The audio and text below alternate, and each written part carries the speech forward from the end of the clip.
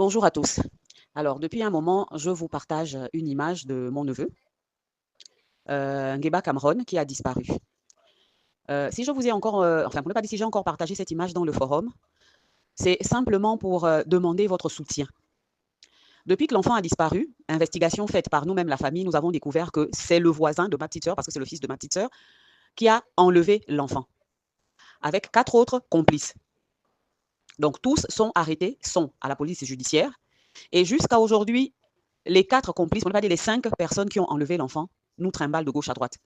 Ils ne veulent pas nous dire où est l'enfant exactement. Ils ne disent pas si l'enfant est encore en vie. Un coup, ils nous emmènent à gauche en disant que l'enfant est mort, on l'a enterré ici. Quand on creuse, on ne trouve aucun corps.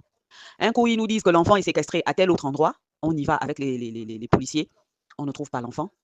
Jusqu'à aujourd'hui, nous sommes dans un impasse vraiment incompréhensible. Ils ne nous disent rien de vrai concernant l'état physique de l'enfant. Est-ce qu'il est encore en vie? Est-ce qu'ils l'ont déjà tué? Et si c'est le cas, où est exactement le corps? Qu'on nous rende le corps de l'enfant, qu'on puisse l'enterrer dignement, et que ces 5 individus qui ont agressé l'enfant, s'il est mort, qu'il soit condamné. Et je sais qu'ils ne l'ont pas fait tout seul, nous le savons tous. Forcément, ça a été commandité. Par qui? Ils disent qu'il y a des personnes au-dessus. Mais dès qu'il faut citer les noms, ils se taisent. Qu'ils ont été envoyés, il fallait qu'on apporte un enfant. Qui les a envoyés? Qui leur a commandé d'aller enlever cet enfant-là? Pour ne pas dire d'aller enlever un enfant. Et qui malheureusement, aujourd'hui, s'est tombé dans notre famille. Levons-nous contre l'affaire des crimes rituels, là. Levons-nous. Comme a chanté Soprano, on pense être épargné en se disant que ça n'arrive qu'aux autres.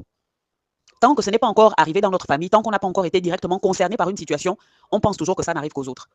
C'est quand on a ça nous arrive, qu'on finit par réaliser que nous ne sommes pas épargnés de tout ce qui arrive dans notre monde, dans nos pays et dans nos villes respectives.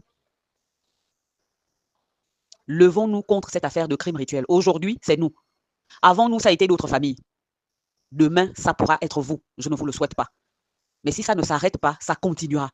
Et de nombreuses familles seront touchées par ces crimes-là. Il est temps qu'on se lève contre ça. Et que les personnes qui commanditent ces meurtres-là soient arrêtées. Qu'ils répondent de leurs actes. Que ça soit par la loi des hommes, par les lois des hommes ou par celle de Dieu.